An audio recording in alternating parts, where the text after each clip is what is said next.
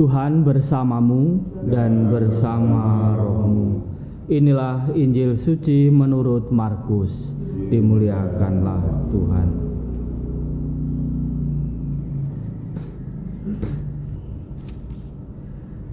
Selang beberapa hari sesudah Yesus datang ke Kapernaum, tersiarlah kabar bahwa Ia ada di rumah.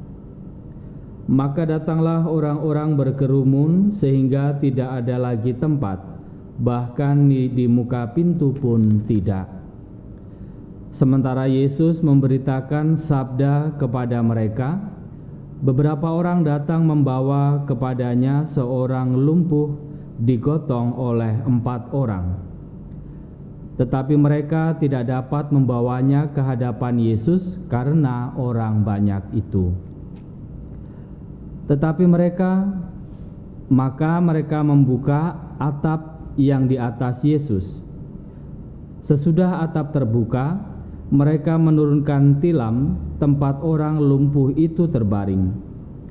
Melihat iman mereka, berkatalah Yesus kepada orang lumpuh itu, "Hai anakku, dosamu sudah diampuni."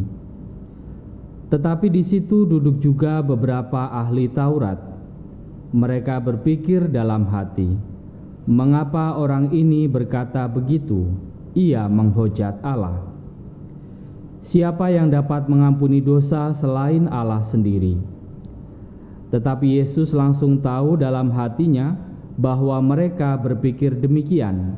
Maka Ia berkata kepada mereka, "Mengapa kamu berpikir begitu dalam hatimu?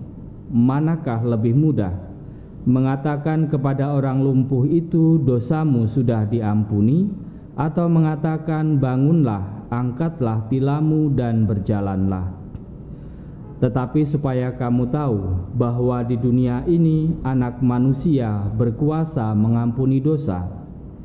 Lalu berkatalah Yesus kepada orang lumpuh itu, "Kepadamu kukatakan, bangunlah, angkatlah tempat tidurmu, dan pulanglah ke rumahmu."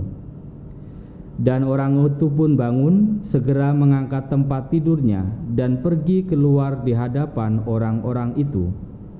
Mereka semua takjub lalu memuliakan Allah, katanya, "Yang seperti ini belum pernah kita lihat." Demikianlah sabda Tuhan. Terpujilah Kristus.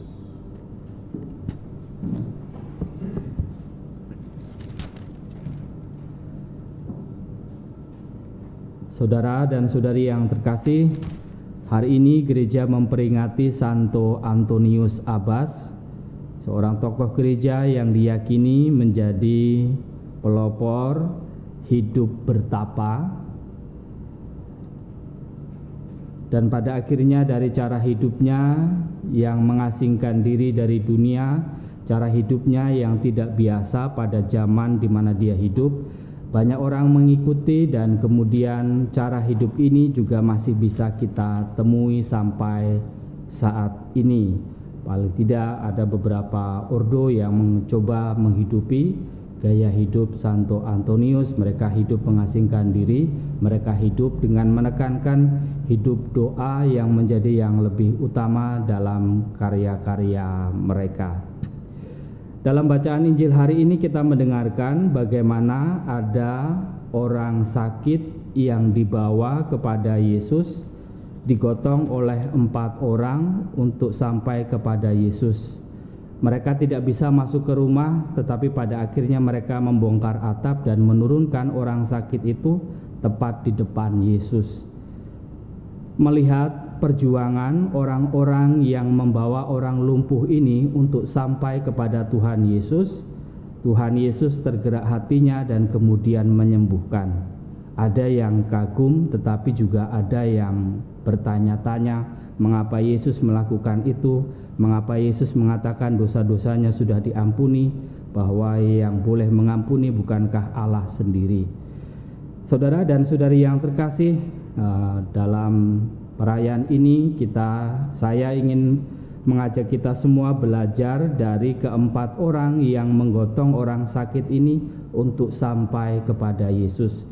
Kita menyadari bahwa dalam perjalanan hidup kadangkala kita juga berjumpa dengan orang-orang yang mampu menghantar kita untuk senantiasa menerima berkat Tuhan. Maka dalam perayaan Ekaristi hari ini kita diundang untuk mengingat kembali orang-orang baik yang ada di sekitar kita, yang mampu menghantar kita, yang mampu membawa kita berjumpa dengan Allah. Orang-orang baik yang sudah banyak mengulurkan kasih kepada kita, membantu dalam setiap perjalanan hidup kita. Kira bacaan Injil hari ini juga mengundang kita untuk belajar mensyukuri hal itu. Maka hari ini dalam perayaan Ekaristi hari ini mari kita mengingat orang-orang yang sudah berbuat baik dalam perjalanan hidup kita. Kita ingat mereka, kita bawa mereka dalam doa-doa kita dalam perayaan Ekaristi hari ini. Dan juga mari kita berdoa, semoga hari ini kita juga menjadi orang-orang baik yang melakukan perbuatan baik seperti dalam bacaan Injil hari ini, menghantar orang-orang untuk sampai kepada Tuhan Yesus dan merasakan kebaikan Tuhan lewat karya-karya kita. Kemuliaan kepada Bapa dan Putra dan Roh Kudus, seperti pada permulaan, sekarang, selalu, dan sepanjang segala abad. Amin.